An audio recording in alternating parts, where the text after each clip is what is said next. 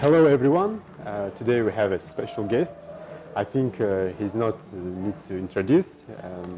Our special guest is our founding partner of Draper Fisher Jurvetson, Mr. Tim Дрейпер. Welcome. Great, thanks for having me. Yeah, welcome to Kazakhstan. Yeah, we're very glad to see you. Well, I've had a wonderful time here. Yeah, cool. I really enjoy Kazakhstan, and I think this country is ripe for a real transformation. No, cool. Well, thank you. Let me start from like general questions that is always traditional for you, I think. I already see your previous interviews when you said about the industries that most needed the innovations. This is areas that have high margins, high costs, and low quality, and low service. Low service, yeah. Exactly right. You talk about finance, real estate, insurance, government, and etc. And but it was, I think, these interviews and all things are very changed fast. Maybe you want to add some new areas. What do you think, which industries most need innovation right now in October 2017? Yeah. So I think we are going through a real change from fiat currency to cryptocurrency, and people don't really recognize it yet, but it's starting to happen, and it's a nice, slow, gradual thing. But it is also a major technological wave. There are many, many things that are all going to happen as this wave comes onto the beach. So I spend a lot of my time thinking about that, about what can happen with this whole new crypto wave and how it can change things. A lot of what I come up with, though, comes from all the great entrepreneurs I meet. They all come up with really interesting new ideas, and then it starts me thinking about what could potentially be next. Interesting. And you said about the finance, yeah? I already see the old interview about Bitcoin and blockchain, and one of journalists asked you about the moral question, like you investing in Bitcoin, you evangelizing blockchain, and don't you think this is because via Bitcoin or blockchain we can some people can do illegal things like buy or sell drugs, weapons, etc. And you answered that this is work of FBI, that they need to stop these crimes and something like this. And my question is, I want to know, in Russia, have a Tinkoff Bank, maybe you heard about them? No. They have a mobile application that gives you opportunity to buying or selling shares of listed companies, like Facebook, Google, etc. And my question is, sorry for long way, is don't you think this is risky for newcomers because they do not have a special financial education for buying or selling shares, and they can lose their money, so some like. Yeah, I actually, it's interesting. I think education over regulation. Regulation will put a damper on technological advancement, and I believe that we're going to have amazing progress because of all of these cryptocurrencies and the blockchain. But I think people need to be educated, and they need to be responsible for their actions. It's like allow them to make their own mistakes, and allow them to make an investment and see how it goes, or buy a coin and see how it goes. I'm a believer that people should try things and learn from them and get better because of it. But you talked about the illegal things that are going on. What's interesting is Bitcoin is much easier for a forensic detective to catch somebody with than cash. Well, yeah. Cash is like gone. Invisible. No way to find it. Yeah. Bitcoin, as soon as somebody takes Bitcoin and then they start to move the block, they're easy. It's pretty easy to catch them. Okay, So actually, it's a safer way for us to all operate with than if people are using cash or bank transfers. Okay. So that, I think both of those things lead me to believe that yes, this is a much better situation. Okay, you talk about the failures. I know in Draper University you had a mantra: fail, fail, fail, and again until you succeed. Right. Yeah. Most of people like to say about the grow ups and etc. But nobody, I think, can say about the failures. And I have a question about your. Maybe you can say a story about your big failure, maybe some. You know what? My biggest failures were failures to act. They were not failures by trying something and failing. I never even worry about that. That happens to me all the time. Every day I try something new and I fail at it. But failures to act, and those include missing out on Google, Netflix, Facebook, Yahoo. All failures from my side to act. Although Facebook, we got outbid and some other things happened, but I rarely feel like I tried something and I failed at it and that was a problem. It was always, my big regrets are the things I didn't do, I wasn't able to do. And I think that's true of everyone. And if you try something, you know, if I kick this thing over and it spills on the ground, I'll know, okay, I messed up. Yeah. Now how do I solve that? And how do I not do it the next time? And so I feel like if I'm training an entrepreneur, and I'm saying, as an entrepreneur, you're going to go through a lot of difficult times, but my biggest failures were failures to act. So I'm encouraging you to go ahead and try again until you succeed.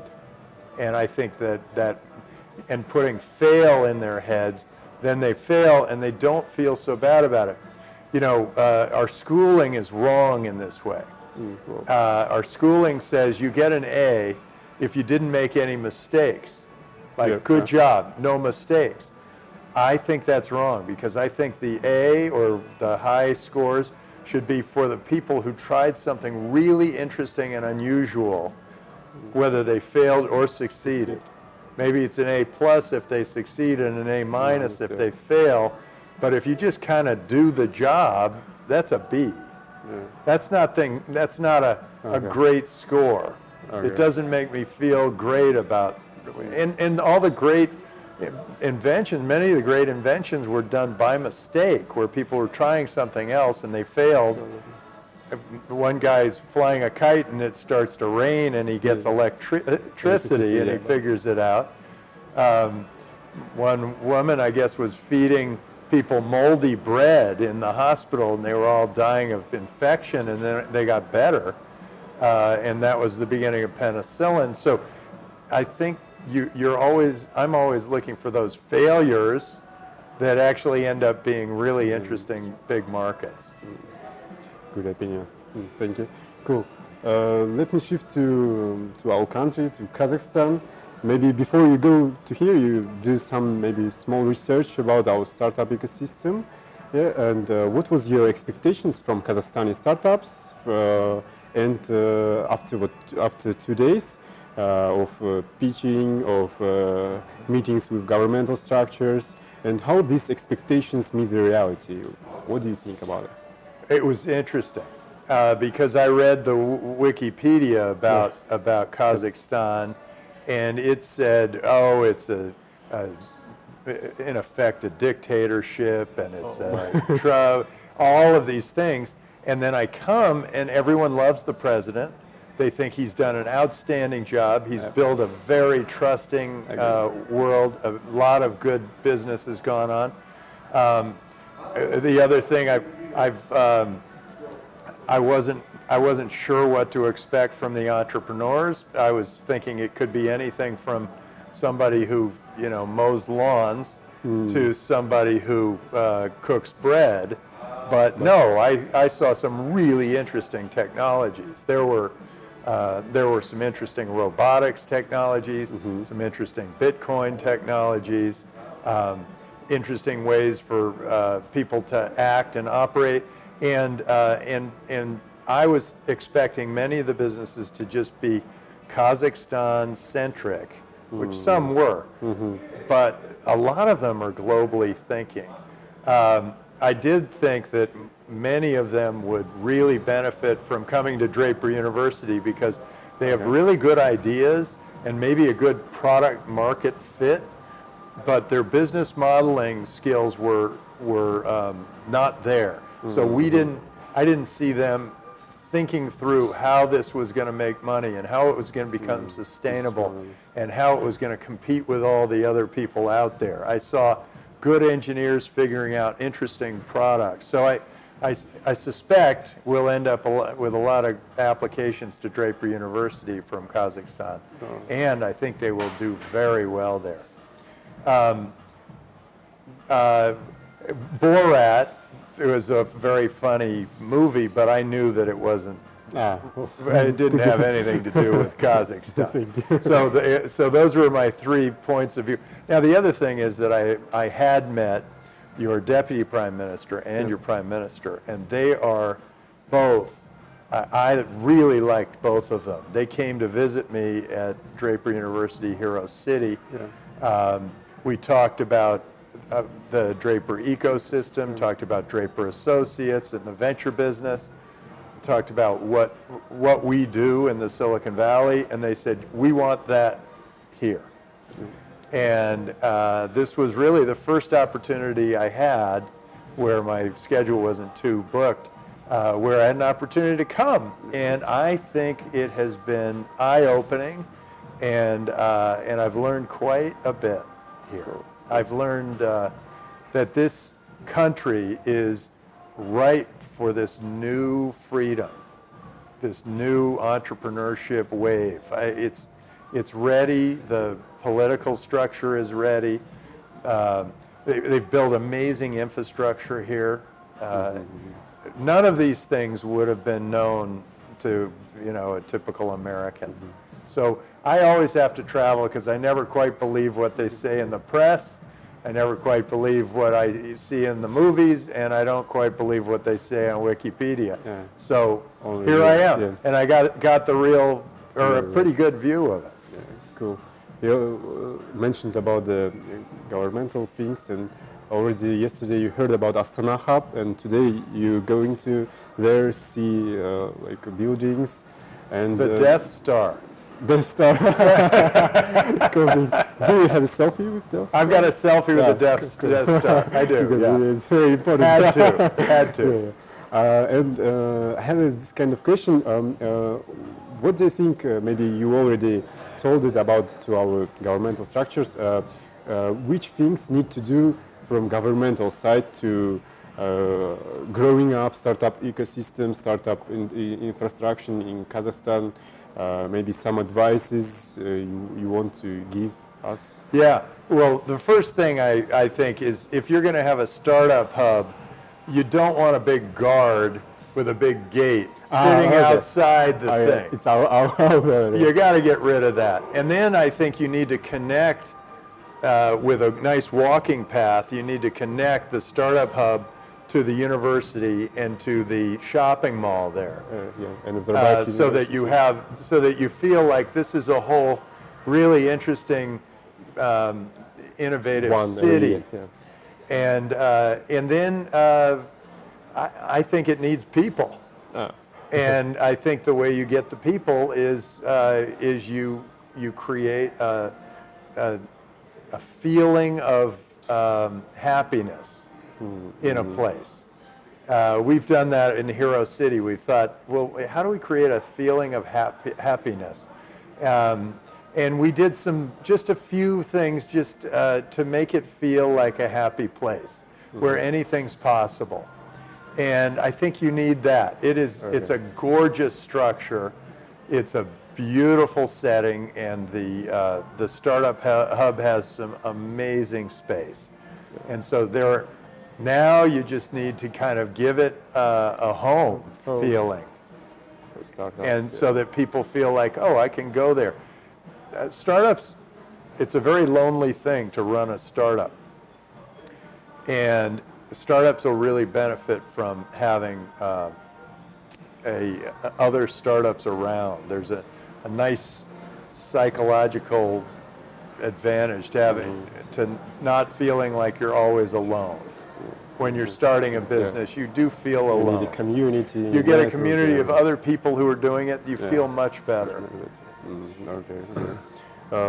Also, some advice for Kazakhstan, I gave some great advice, I think, to the Prime Minister and to the Deputy Prime Minister, and those were, and I think they're going to do it. And I think this might end up being the hub they all hope it to be.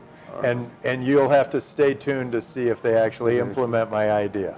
Okay, There's a very funny idea, so stay tuned. Yeah, and if everything, we will email you. Yeah. Yeah. Let me ask about the. I'll tell you, a piece of it, though, is that Kazakh means free. Yeah. And so by promoting Kazakh, you're promoting freedom. So I like that, and it's a way of thinking for the next 40 years. Also, we have some people who thinking that Kazakhstan cannot do this, cannot grow up the startup ecosystem without helping from maybe neighbors like China, maybe from Russia because they have a Yandex, VKontakte, maybe from our friends from Belarus, Wargaming, and some people thinking that we need their help or something from their side.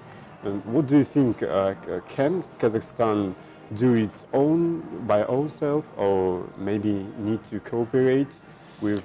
Well, I think every startup needs to connect with people all around the world so that they understand what the rest of the world is looking for.